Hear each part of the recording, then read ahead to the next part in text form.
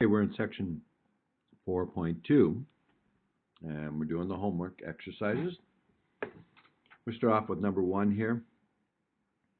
So this parabola is given by this equation, and we're supposed to go from 3 to 7, which they've shown here. And we're supposed to evaluate the left endpoint, the L left, 1, 2, 3, 4, 5, 6, 7, 8, so left 8 on this, which would be the height at 3, because that's on the left side, and then at 3.5, and then 4 and 4.5, and 5 and 5.5, and 6 and 6.5. Oh, I got off here. 5, 5.5, 6, 6.5, and that would be it. Yes, so that one goes to there. So that's correct. And each width clearly is 1/2. So I'm going to take 1/2 times the height at 3, 1/2 times the height at 3.5. All of these are going to be times 1/2. So I'm just going to do 1/2. And then to calculate the heights, I would do negative of 3 squared over 4 plus 2 times 3. Plugging 3 into this equation, then I would have to do negative 3.5 squared over 4 plus 2 times 3.5 plus negative 4 squared over 4 plus 2 times 4 plus I'm still going here, negative 5 squared over 4 plus 2 times 5 plus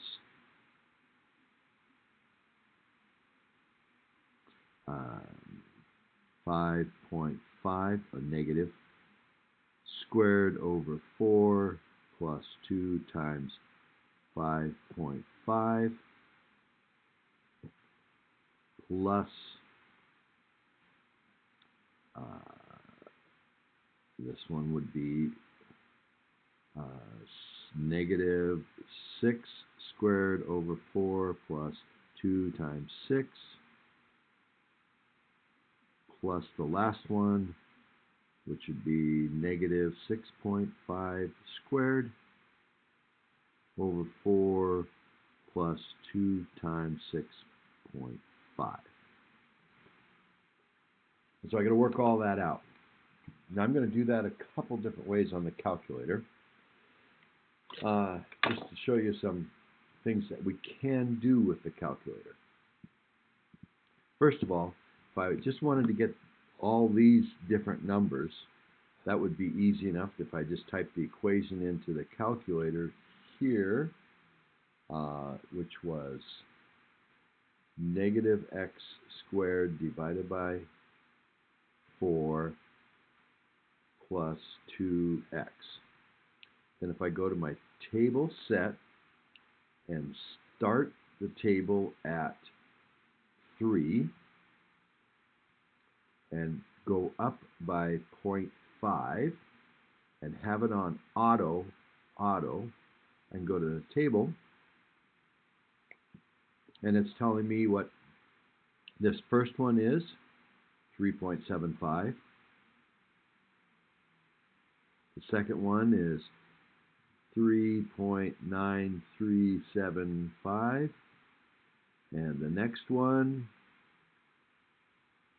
is 4 plus the next one is 3.9375. That's the same as that one. And the next one is 3.75. That's the same as that one. Plus 3.4375 plus 3. And I got to add those up and then take them times a half. Now I'm going to do this one other way because I don't want to take the time to type those all in. They're here, but I can also do them in another spot on my calculator. I can do it not using my table, but using lists. So I'm going to push Stat. I'm going to push Edit. I'm going to move over to List 1, and I'm going to put in my places. So I'm going to clear the list by when I'm on the title. It shows everything in the list. If I push Clear, it eliminates everything, and if I come down, there's nothing in my list. And I'm going to put these numbers in for each of these sub-places. So I'm going to type in 3, enter 3.5, enter 4, enter 4.5, enter 5, 5.5, 6, 6.5. And I can get list 2 several different ways, but I'm going to go up on list 2, and I'm going to clear everything there. And now I'm going to type out how I want it to calculate that list.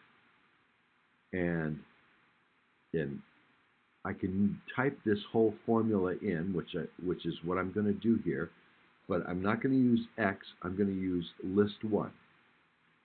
So I'm going to type in negative list 1. Now list 1 is above the 1 here in blue, so I had to go second 1.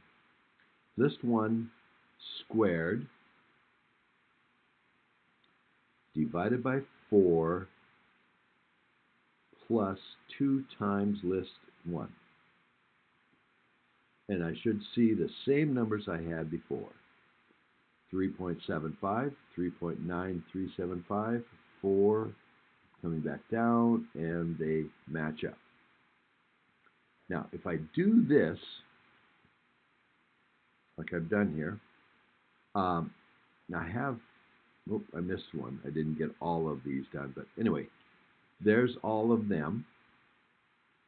And if I want to find the sum of a list, I can do that by using my list command here, my list, the second stat, and go to math. And in the math of the list, there's one called sum. I can say, what is, it's going to put the sum right there, and I don't want to do that. So I better quit, get out of my list, go to my home screen, clear, and I want to go to second stat, math, sum of second number 2. This will give me the sum of list 2. And there's the sum of those numbers. And then I have to take it times 1/2. And there's the answer for this one, 14.125. Okay? That's part A. Oh, and it says, is this Riemann sum? And we're supposed to select, is it over, under, whatever we know. We can see that there's lots of extra on those, a little bit underestimate there. So it looks like it's going to be an overestimate.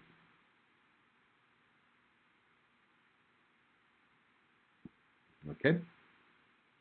Now let's continue on. One goes down to this part. Same equation, same interval.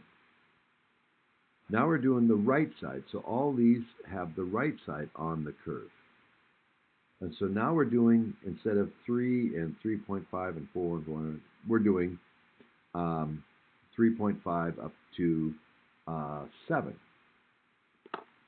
So if I go back to my list,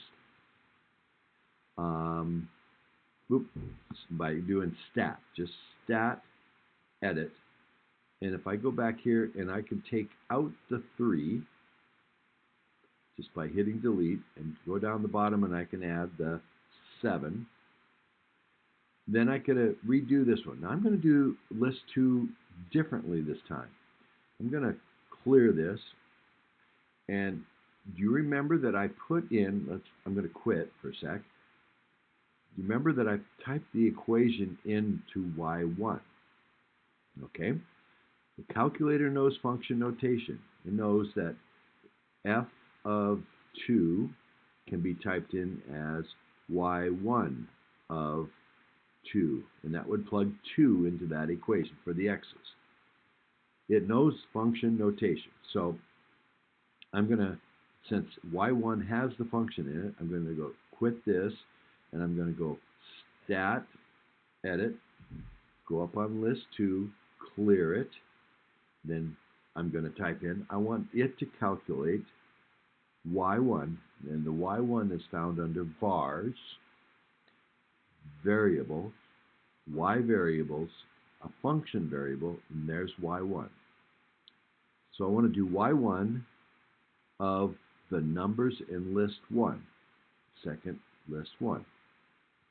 So that makes it easy to type in the function. I don't have to do all that stuff, type the whole equation with list 1 for the x's.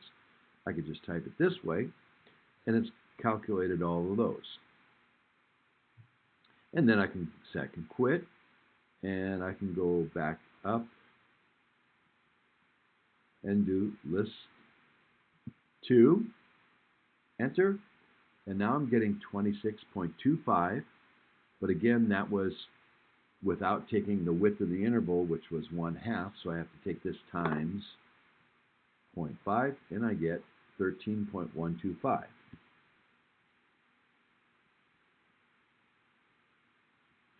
And this one, you can see clearly that it's got quite a bit of underestimate, a little bit of over, but this is going to be an underestimate.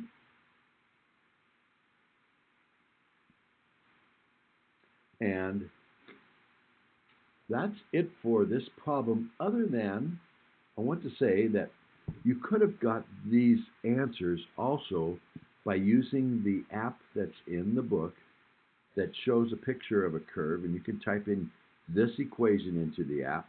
You can adjust the limits to be 3 and 7, and adjust the number of rectangles, 1, 2, 3, 4, 5, 6, 7, 8. So you can adjust the end to be 8, and you can adjust it to be either a right or left and get those answers much, much easier than the ways I've done it here. That's problem 1. I'm going to do these problems separately in separate videos.